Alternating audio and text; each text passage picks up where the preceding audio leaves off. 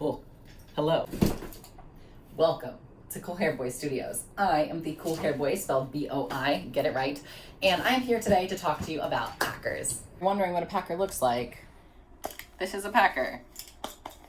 So what are packers? Packers are prosthetics that are used to alleviate bottom dysphoria in transmasculine people typically. Honestly though, anyone can wear a packer if they want to. Usually they're quite phallic shaped, some are very realistic, some are not. I recently discovered there's a whole branch of packers that are just like tentacles and stuff, which is so cool. Packers are a special interest of mine because they have been so integral to my journey as a transmasculine person in alleviating my own dysphoria. Now there are a multitude of reasons why you might wish to pack. You may pack because of your own personal dysphoria and just want to feel more comfortable in your body. You may pack aesthetically because you like the way that the extra something fills out your pants. You may pack because you just wish to pass better, whether that's walking around in life or in a locker room. And sometimes I like to use packers because when people are used to seeing me not packing and think they've figured out my gender, I throw them a nice curveball in the shape of a massive dick. There's a lot of reasons to pack. However, if you do not want to pack, you are not required to, no matter if you're a man or non-binary or whatever. And that's the beauty of having a prosthetic, is that you can choose when you wish to and when you don't. In general, they tend to be coming in two forms, adhesive and non-adhesive. Adhesive packers, as the name states, adhere directly to your body,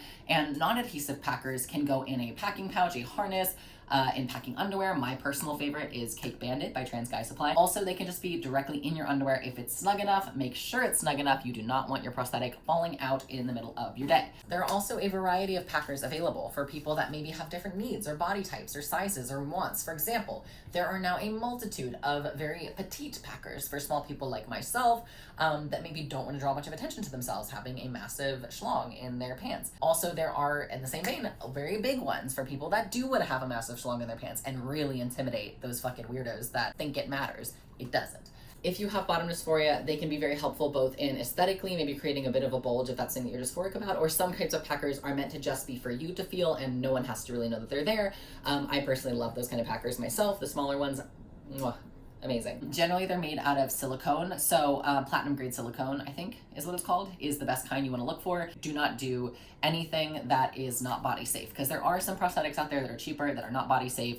Do not buy those. Make sure it is body safe certified. Platinum silicone, again, is the best, but obviously can be a little bit more expensive sometimes. When it comes to different types of packers, for me personally, I have a couple different types. I have some smaller packers that are softer also that I like to wear if I'm feeling dysphoric but want to wear something a little bit more tight. For me, when I buy prosthetics, that is the number one thing I'm looking for is it comfortable? I also have bigger prosthetics for maybe when I have looser clothing that needs to be filled out a little bit more, or when I just want to flex a little bit, When I started, I was looking for smaller prosthetics because I didn't want to necessarily look like I was packing because I didn't really pass yet, so I didn't want to draw attention to myself, but I still had dysphoria and I wanted to have something there. At the time, it was kind of hard to find prosthetics that fit that bill because I was a small person and I felt like all of them were made for like men who wanted a big bulge, and that was not me. On the same vein, what's amazing about that is not only are there tons of options of smaller packers being released now that I think more brands are trans-owned, more trans people are making them, and they understand that not everybody wants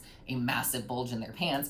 Most people don't want a massive bulge in their pants, I would say. We have things like Both Ands Swim Packer, which is so amazing and innovative, and I've never seen anything like it. Specifically when you're swimming, first of all, your clothes are gonna stick to you, so anything that's there is gonna really start like sticking out. So if you have a really big packer, it's gonna look 3 times as big when you get wet at all, And also, it comes to the unique challenge of a lot of packers are heavy, so they kind of like pull down, your pants, getting them off your hips and stuff, which is not usually the move for us. I really love Both Ands Swim Packer, and why that one is unique is because it's like made of a special material, so it dries fast, it's very lightweight, it does not get waterlogged or sogged. What is the word for that? I don't know. It doesn't get weighed down with water. It stays very light, and it's also very small, and I love that their swim trunks also have a built-in packing pouch, so you can put them in there. It's a nice mesh pouch that keeps the water flowing and drying really nice, so you don't get anything stuck up in there.